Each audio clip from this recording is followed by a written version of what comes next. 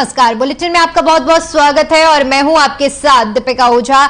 चलिए शुरुआत करते हैं खबरों की। उत्तराखंड से बड़ी खबर सामने आ रही है। आपको बता दें कि अब आयोग द्वारा होने वाली परीक्षाओं की मॉनिटरिंग मुख्यमंत्री कार्यालय से की जाएगी। पेपर लीक मामले को लेकर धामी सरकार ने कड़ा रुख अपना लिया है। सीएम धामी का कहना है कि भर्ती पेपर से संबंधित मामले की मॉनिटरिंग सीधे तौर से मुख्यमंत्री कार्यालय से की जाएगी। उनका कहना है कि हर 15 दिन में होने वाली परीक्षाओं की समीक्षा मुख्यमंत्री कार्यालय से होगी और मुख्यमंत्री कार्यालय से मॉनिटरिंग भी लगातार की जाएगी। आपको बता दें कि उत्तराखंड अधीनस्थ सेवा चयन आयोग पेपर लीक के मामले के बाद पूरे मामले की एसटीएफ और एसआईटी से जांच चल रही है, जिसमें 55 आरोपियों को गिरफ्तार किया जा चुका है। उनका कहना है कि परीक्षा निष्पक्ष हो, इसके लिए सरकार काम कर रही है। एक सवाल के जवाब में मुख्यमंत्री ने कहा कि जब उत्तराखंड राज्य 2025 में 25 साल का होगा, उस समय उत्तराखंड राज्य को ड्रग फ्री राज्य बनाया जाएगा। इसके लिए भी काम किया जा रहा है।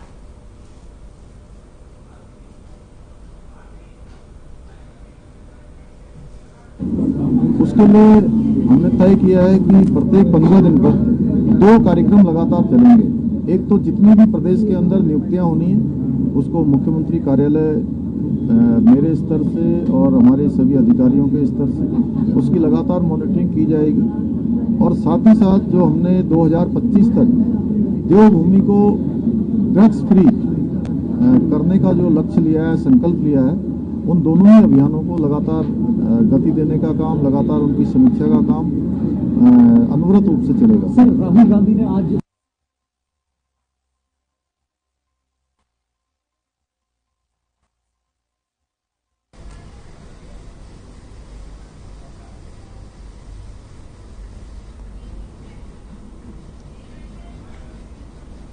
वहीं रुक करते हैं अगली खबर का। आपको बता दें कि उत्तराखंड से बड़ी खबर सामने आ रही है, जहां पर अब आयोग द्वारा होने वाली परीक्षाओं की मॉनिटरिंग मुख्यमंत्री कार्यालय से की जाएगी। पेपर लीक मामले को लेकर धामी सरकार ने कड़ा रुख अपना लिया है। धामी सरकार का कहना है कि भर्ती पेपर से संबंधित मामले की मॉनिटरिंग सीधे तौर से मुख्यमंत्री कार्यालय से की जाएगी। उनका कहना है कि 15 दिन में होने वाली परीक्षाओं की समीक्षा मुख्यमंत्री कार्यालय से होगी और मुख्यमंत्री कार्यालय से मॉनिटरिंग भी लगातार की जाएगी। आपको बता दें कि उत्तराखंड अधीनस्थ सेवा चयन आयोग पेपर लीक मामले के बाद पूरे मामले की जांच एसटीएफ और एसआईटी से चल रही है, जिसमें 55 आरोपियों को गिरफ्तार किया जा चुका है। उनका कहना है कि परीक्षा निष्पक्ष हो, इसके लिए सरकार काम कर रही है। एक सवाल के जवाब में मुख्यमंत्री ने कहा कि जब उत्तराखंड राज्य 2025 में 25 साल का होगा, उस समय उत्तराखंड राज्य को ड्रग्स फ्री बनाने के लिए भी काम किया जाएगा।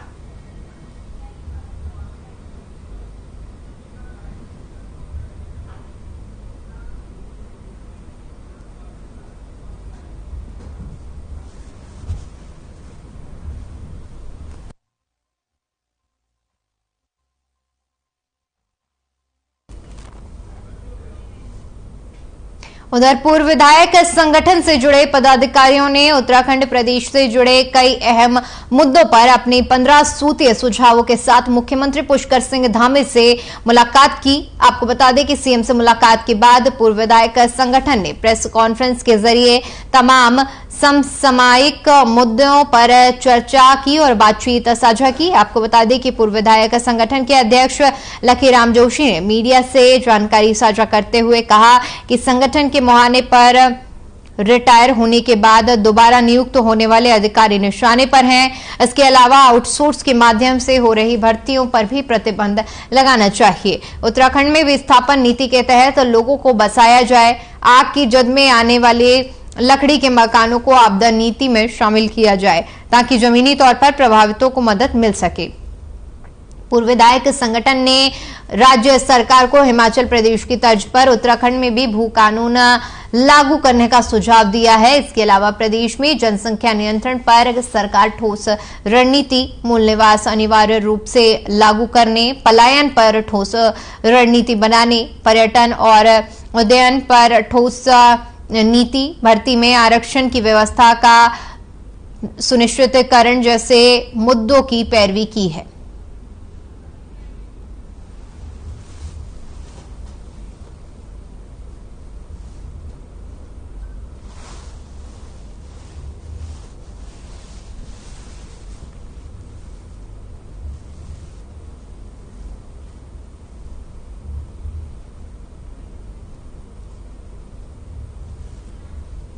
अब देखिए, जो हमारा संगठन है इसमें तो हमने सभी जितनी भी पार्टियां हैं, सभी पार्टियों के लोग हैं और सभी अपनी अपनी पार्टियों में रहेंगे। लेकिन हमने ये संगठन इसलिए बनाया है कि प्रदेश हित में जो ज्वलंत मुद्दे हैं उन मुद्दों पर हम अपनी राय रख सकें, एक राय बना सकें और उसमें जो है बहुत सारी ऐसी जो ज्वलंत मुद्दों पर हम लोग जो है अपना जो है जो हमारा जो अनुभव है उसका लाभ जो है समाज को मिले, प्रदेश को मिले, ये हम सोच करके हमने ये संगठन बनाया है।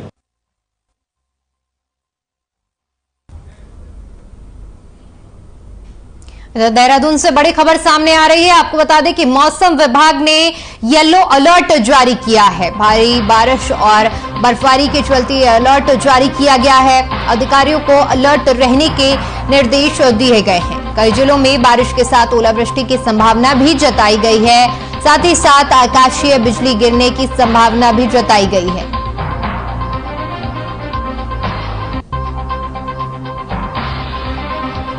जानकारी आपके साथ साझा कर रहे हैं, जहां पर मौसम में बदलाव की चेतावनी दी गई है। ओलावृष्टि की मौसम विभाग की तरफ से चेतावनी दी गई है, संभावना जताई गई है। येलो अलर्ट जारी किया गया है।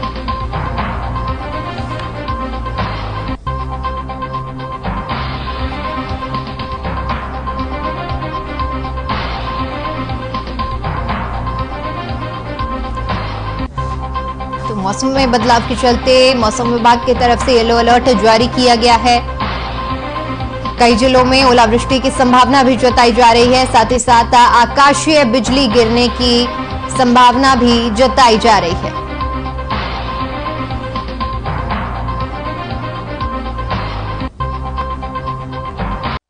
इसी बीच बद्रीनाथ से बड़ी खबर सामने आ रही है। आपको बता दें कि बद्रीनाथ यात्रा पर संकट गहरा गया है। आईआईटी रुड़की बताएगा बाईपास बनेगा या नहीं। हेलंग बाईपास की जानकारी आईआईटी रुड़की देगा। आईआईटी रुड़की की रिपोर्ट के साथ ही इसको हरी झंडी मिलेगी। अगले हफ्ते के बाद रिपोर्ट आएगी। रिपोर्ट के आधार पर ही काम को गति मिलेगी। एक हफ्ते में रिपोर्ट सौंपने के निर्देश दिए गए हैं। राज्य सरकार और बीआरओ ने ये निर्देश दिए हैं।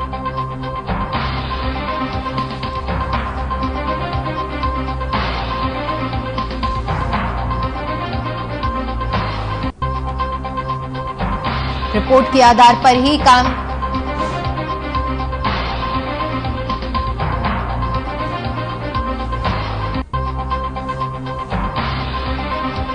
तो एक हफ्ते बाद रिपोर्ट आएगी, जिसके आधार पर ही काम को गति मिलेगी।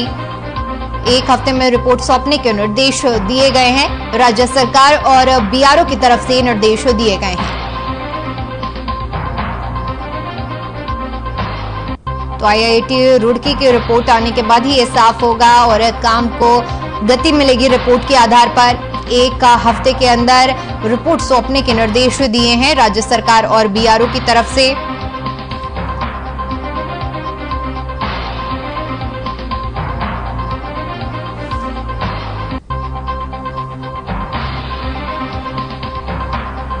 राज्य सरकार और बीआरओ ने निर्देश दिए हैं। आईआईटी रुड़की की रिपोर्ट एक सप्ताह के अंदर आएगी, जिसके बाद ये साफ हो जाएगा। कार्य में गति उसी के आधार पर आएगी।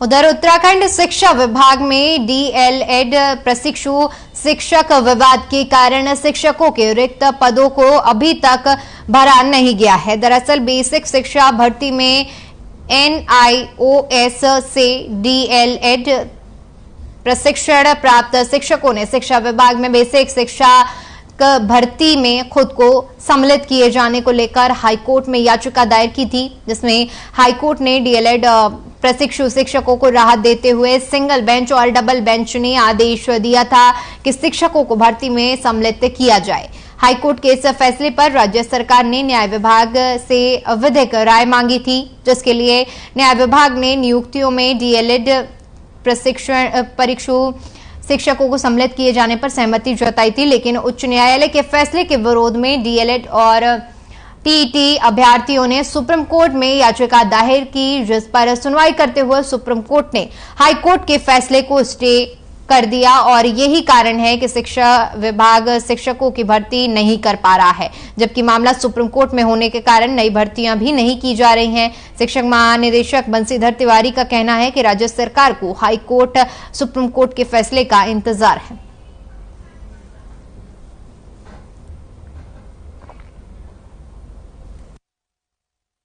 इकतीस जनवरी को माननीय सर्वोच्च न्यायालय में प्राथमिक शिक्षक भर्ती 2021 की सुनवाई होनी है, जिसमें हम NIS DLED के अभ्यर्थी प्रतिवादी हैं।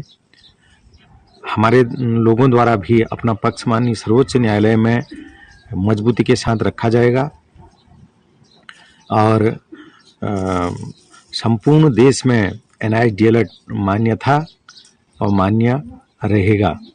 देखिए, जैसा कि आप अवगत हैं, उसमें NIS और DLED को लेकर के अलग अलग पक्ष हैं, जिसमें NIS को भी उसमें सम्मिलित किए जाने के लिए माननीय उच्च न्यायालय ने निर्देशित किया था। तत्क्रम में जो प्रभावित पक्ष था वो माननीय उच्चतम न्यायालय गए और वहाँ से उसको स्टे कर दिया गया है। तो हम लोगों ने परीक्षण के लिए भेजा था, शासन स्तर पर परीक्षण किया गया और फिलहाल यह उचित पाया गया कि न्यायहित में उसको अभी प्रतीक्षा में रखा जाए और इसलिए कोई प्रक्रिया हम अभी शुरू नहीं कर रहे हैं।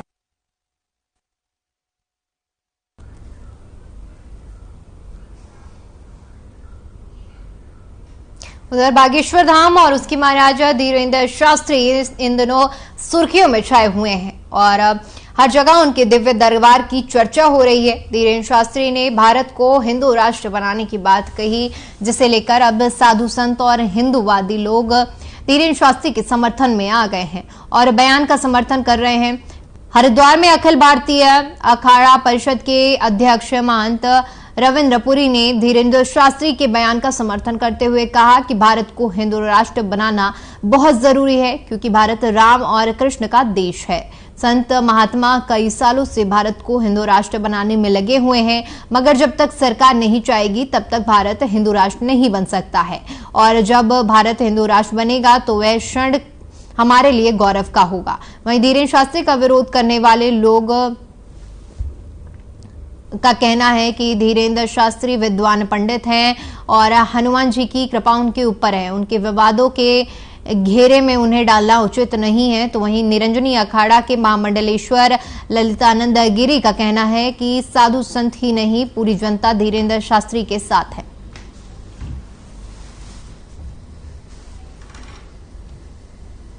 देखो, उन्होंने बहुत अच्छा बयान दिया, हिंदू राष्ट्र की बात करी है।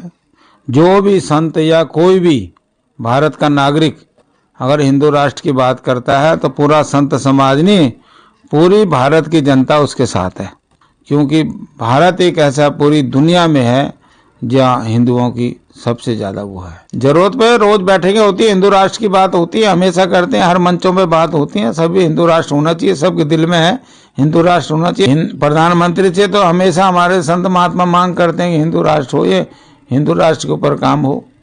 नहीं, देखो, हिंदू राष्ट्र बनना बहुत जरूरी है। हम तो चाहते भगवान राम जो है कि राम का देश है, कृष्ण का देश है, हिंदू राष्ट्र बने। हमारे संत महात्मा कहीं सालों से लगे हुए हैं, कोई तपस्या में लगे हैं, कोई अनशन पे लगे हुई है, परंतु जब तक न सरकार चाहेगी तब तक हिंदू राष्ट्र नहीं बन सकता। ये छंतो गौरव का होगा, ये जहाँ राम राज्य होगा, इससे बड़ा और क्या हो सकता है।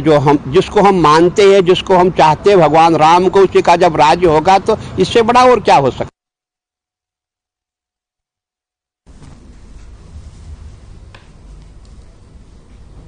उधर हरिद्वार पुलिस गणतंत्र दिवस को लेकर एक्शन मोड में है।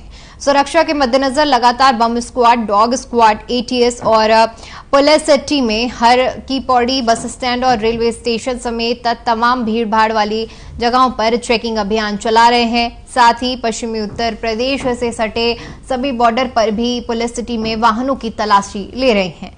हरिद्वार के SSP अजय सिंह ने बताया कि दूर दराज से लोग गंगा स्नान और मंदिरों के दर्शन के लिए हरिद्वार आते हैं, इसलिए पुलिस प्रशासन ने सुरक्षा के पुख्ता इंतजाम किए हैं। सभी जिलों के थाना चौकियों की पुलिस टीम ने भी अलर्ट जारी किया गया है। उनको गणतंत्र दिवस से पहले पुलिस कर्मियों की मॉक ड्रिल कराई गई है। पश्चिमी उत्तर प्रदेश से सटे चिड़ियापुर, नारसन और पुरकाजी बॉर्डर पर भी पुलिस की टीमें चेकिंग कर रही हैं।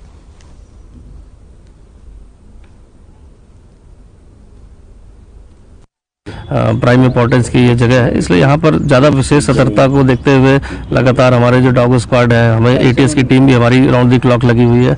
साथ ही साथ रैंडम हम यहाँ पर ड्रिल भी कर रहे हैं, मॉक ड्रिल भी कर रहे हैं कि अगर कोई विशेष परिस्थिति में ऐसी कोई जरूरत पड़ती है तो उसमें कार्रवाई की जा सके। सभी थाना चौकी अधिकारियों को अलर्ट किया गया है।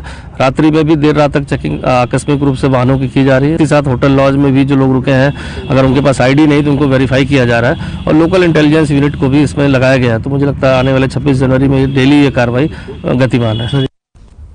उधर देश में सनातन परंपरा को लेकर कई लोग विवादित बयान देकर सुर्खियों में आ रहे हैं। रामचरितमानस पर विवादित टिप्पणी कर समाजवादी पार्टी के एमएलसी स्वामी प्रसाद मौर्य भी चर्चा में आ गए हैं। उन्होंने रामचरितमानस के कुछ अंशों पर टिप्पणी करते हुए न सिर्फ उसे दलितों और वंचितों के खिलाफ बताया, बल्कि रामचरितमानस को लेकर ये तक कह दिया कि उसे करोड़ों हिंदू नहीं पढ़ते, बल्कि तुलसीराम ने अपने खुशी के लिए यह लिखा था। अखिल भारतीय अखाड़ा परिषद के अध्यक्ष महंत रविंद्रपुरी ने इस पर सख्त आपत्ति जताते हुए समाजवादी पार्टी के राष्ट्रीय अध्यक्ष अखिलेश यादव से उन्हें पार्टी से निकालने की मांग की है। अखिल भारतीय अखाड़ा परिषद के अध्यक्ष महंत रविंद्रपुरी का कहना है कि यह बहुत दुख का विषय है कि भारत में कुछ लोगों द्वारा भगवान राम, कृष्ण और भगवान हनुमान पर विवादित टिप्पणी की जा रही है।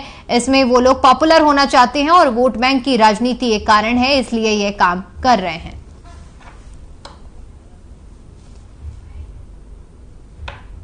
दुख का विषय है। आज आपने देखा होगा आजकल पूरे भारत में एक ही इन्होंने मुद्दा पकड़ा हुआ है। कोई भगवान राम पे टिप्पणी करता है, कोई कृष्ण पे टिप्पणी करता है, कोई हनुमान जी पे टिप्पणी करता है। इन लोगों को पॉपुलर होना है, वोट बैंक के लिए सब कार्य किया जाता है। जो हमारे सपा के नेता है, हम तो ये कहना चाहेंगे हमारे जो माननीय अखिलेश जी है उनको पार्टी से निकाल देना चाहिए।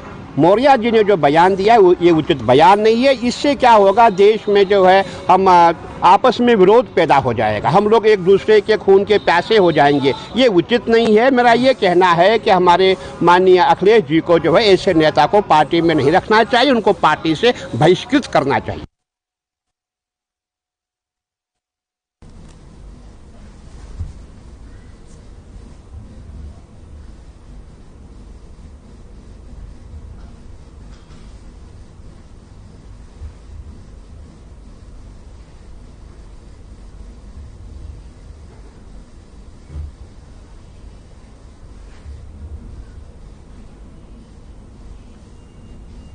वहीं अगली खबर चमोली से है, जहां भगवान बद्रीनाथ जी के पवित्र गाडू घड़ा यानी कि तेल कलश के पंडुकेश्वर पहुंचने पर ग्रामीणों ने जोरदार स्वागत किया।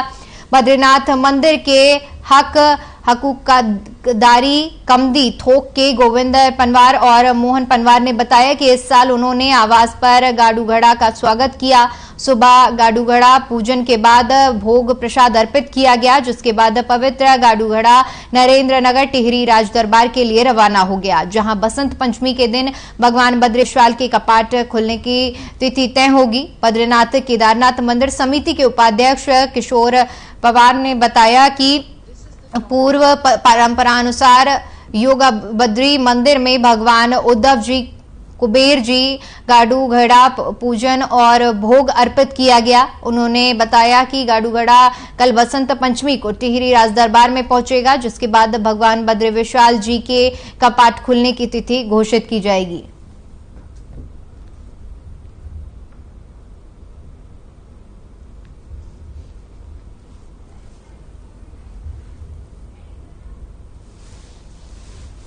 तो पंडुकेश्वर मंदिर से कलश यात्रा रवाना हुई है, जिसका ग्रामीणों ने जोरदार स्वागत किया।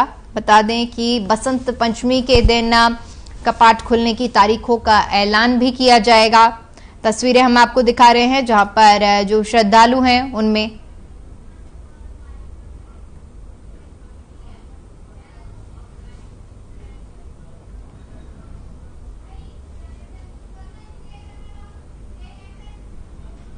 चलिए अब आपको सीधा देहरादून लिए चलते हैं, जहां पर राजभवन में सम्मान समारोह कार्यक्रम का आयोजन किया जा रहा है, जहां पर सीएम धामी भी मौजूद हैं। बहुत महत्वपूर्ण कार्य कर रहे हैं। आपने भारतीय चेतावनी सूचना और नेविगेशन सेवाओं की अवधारणा और डिजाइन करने में बहुत ही महत्वपूर्ण भूमिका निभाई है। आपके समर्पण, कर्तव्य निष्ठा और नौसैन्य परियोजनाओं की सफलता के विशिष्ट कीर्तिमानों के लिए माननीय राज्यपाल महोदय द्वारा राज्यपाल विशिष्ट प्रशंसा पत्र 2023 प्रदान कर सम्मानित किया जा रहा है। हम लोग तालियों से स्वागत कर सकते हैं। माननीय राज्यपाल महोदय एवं माननीय मुख्यमंत्री जी से विनम्र अनुरोध है, कमांडर के विक्टर पाल जी को राज्यपाल प्रशंसा पत्र 2023 प्रदान कर सम्मानित करने की कृपा करें।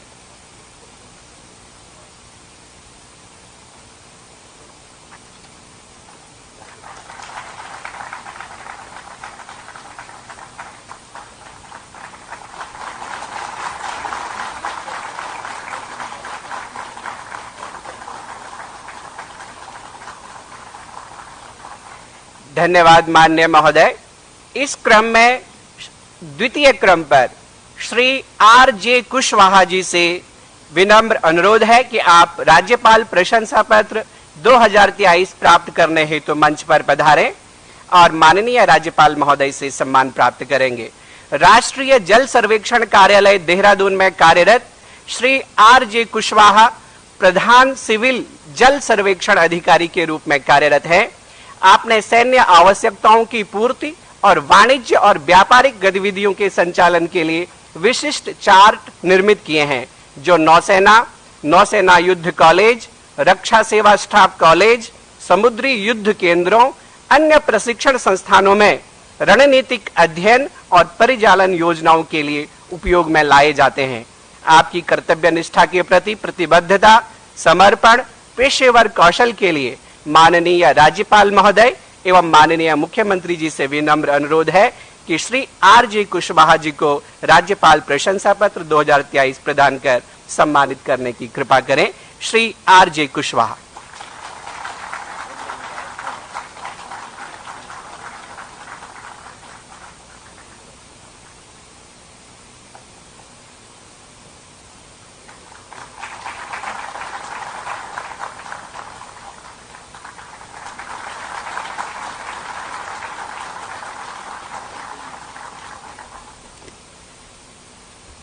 धन्यवाद माननीय महोदय।